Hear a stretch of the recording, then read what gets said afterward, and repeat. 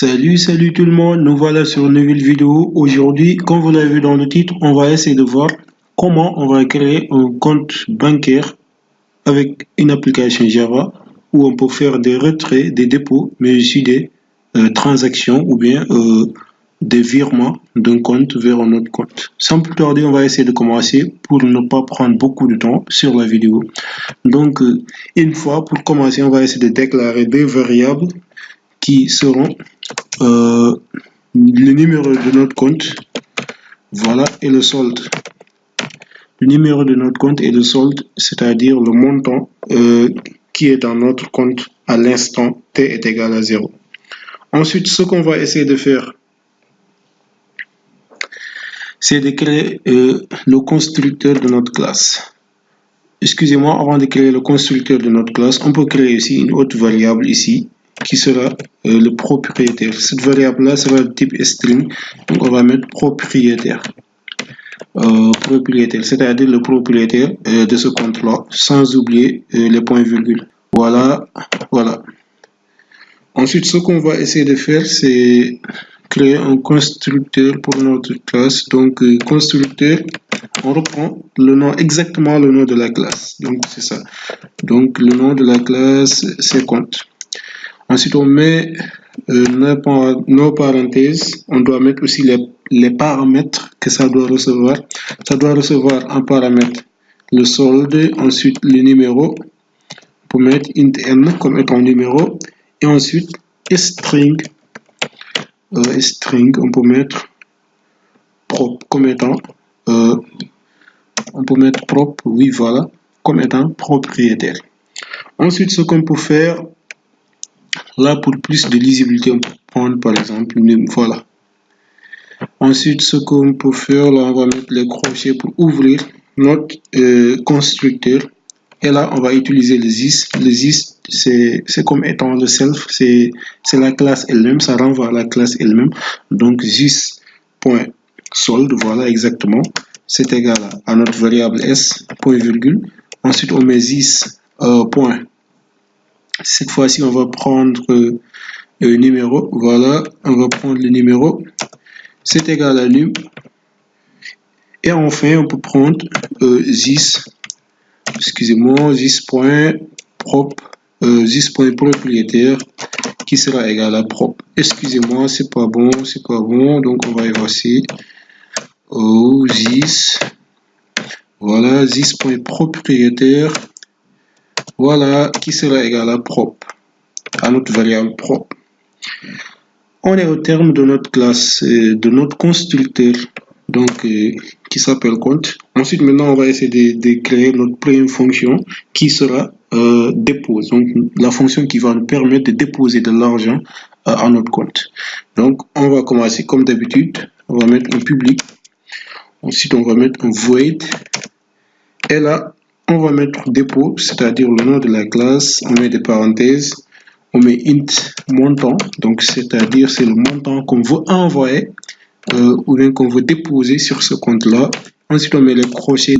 Ce qu'on va faire, c'est ajouter à solde montant, c'est-à-dire le montant qu'on a ajouté. Donc, solde sera égal, donc on va mettre plus égal à montant. Donc, solde est égal à solde plus montant.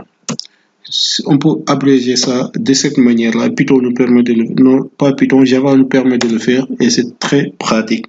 Une fois qu'on fait ça, on peut par exemple afficher quelque chose, donc en mettant un système system.out.println. Bon, je croyais qu'il va me le donner, mais c'est pas le cas, donc on va mettre system.out.println, voilà, pour afficher quelque chose.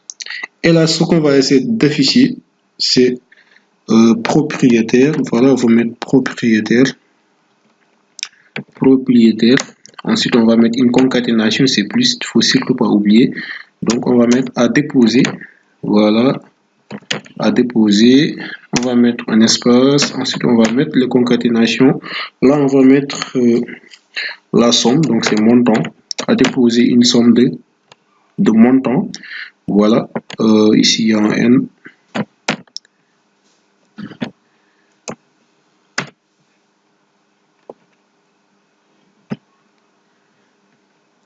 ensuite on va mettre le plus de la concaténation, Donc, propriétaire a déposé montant.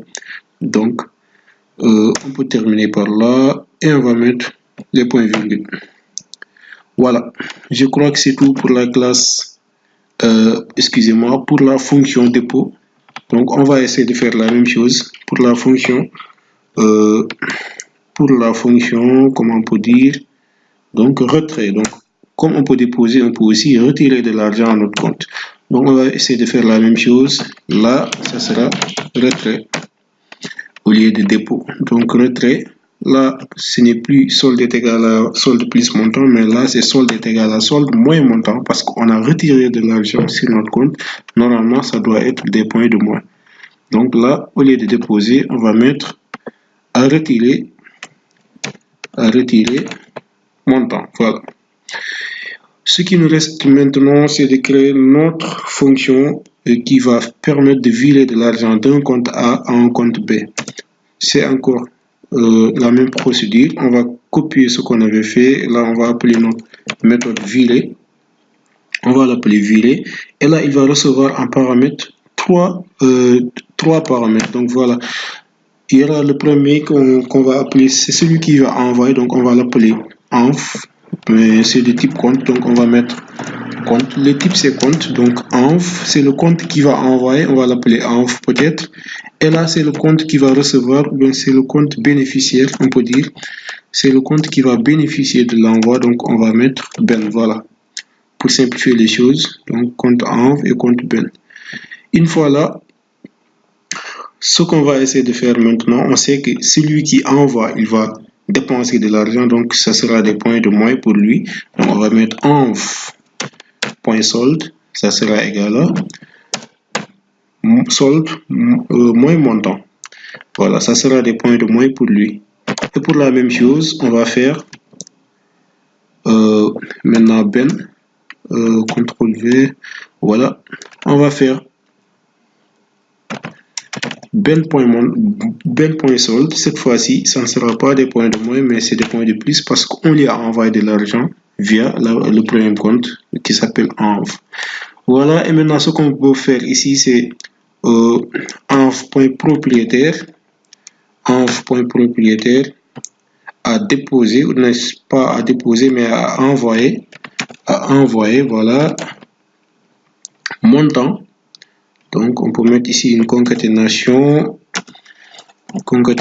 et là on va mettre des guillemets, et qu'est-ce qu'on va dire? Il a envoyé montant à qui? Donc à, excusez-moi, mon souris est en train de déconner, je ne le vois même pas, voilà, il est là. D'accord, donc il a envoyé montant à, et on va mettre ben.propriétaire.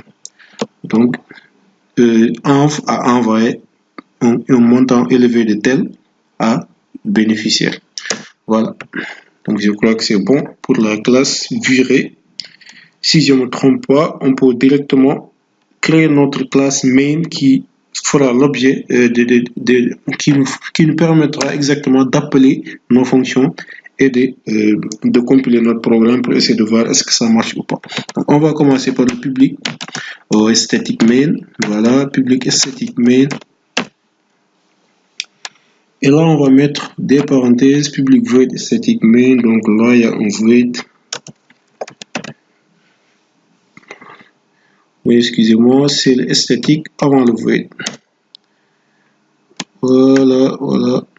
Vous allez m'excuser avec mon souris, ça déconne un peu. Il y a des bugs. Voilà. Dans le main, c'est un string qu'on va y mettre. C'est un string. Et là, on met arg s. Voilà, donc avec les strings, il y a des crochets juste par ici. On les met et voilà, là on va mettre nos accolades, on va mettre entrée et là on va essayer de créer nos comptes. Donc on va essayer de créer un compte. Donc le type c'est toujours compte, il ne faut toujours pas oublier. On va appeler notre premier compte C1. Donc on va mettre new compte. Donc là c'est pour construire un objet de la classe compte. Donc on va mettre new compte. Voilà. On va mettre les parenthèses et là on va essayer de donner les paramètres. Le premier paramètre, sans oublier, c'est le solde. Donc le solde de notre compte au départ peut-être c'est 200. Ensuite, le numéro de notre compte, c'est 1 peut-être. Et enfin, on peut dire que le propriétaire, bon, c'est moi, c'est Aboubakri peut-être. Aboubakri. Voilà. On met un point virgule. Et là, on n'aura qu'à copier tout ça. On va mettre un CTRL-C et là, un CTRL-V.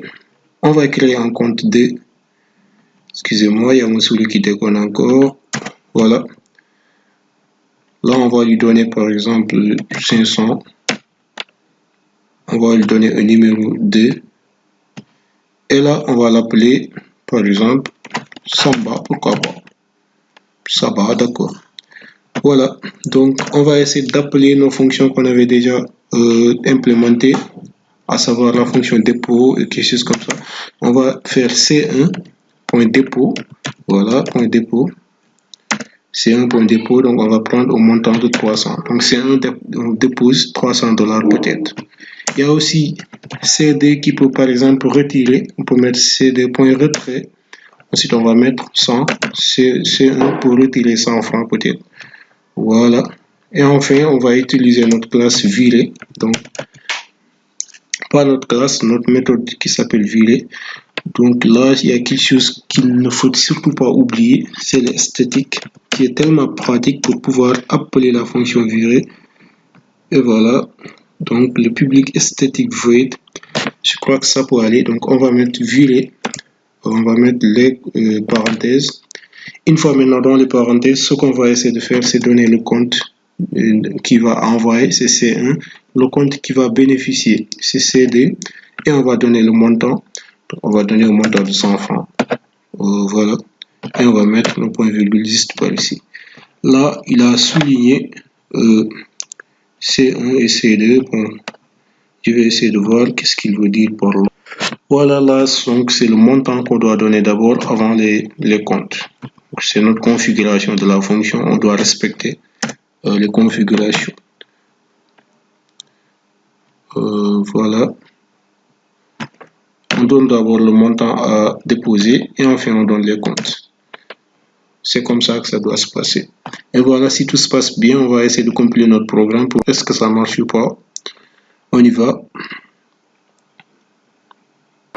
Voilà, comme vous pouvez le voir, donc il a écrit ici Aboubakri a déposé 300, Samba a retiré 100 francs et Aboubakri a envoyé 100 francs à Samba. Donc voilà. Donc nos trois fonctions marchent très bien. Et comme vous pouvez le voir, vous pouvez modifier le programme, vous pouvez améliorer ça, ajouter d'autres trucs de banque, comme vous le savez, et ça sera encore beaucoup plus cool. Donc c'était tout simplement ça. Donc si la vidéo vous a plu, n'hésitez pas à vous abonner sur la chaîne, à liker la vidéo et de partager avec vos amis.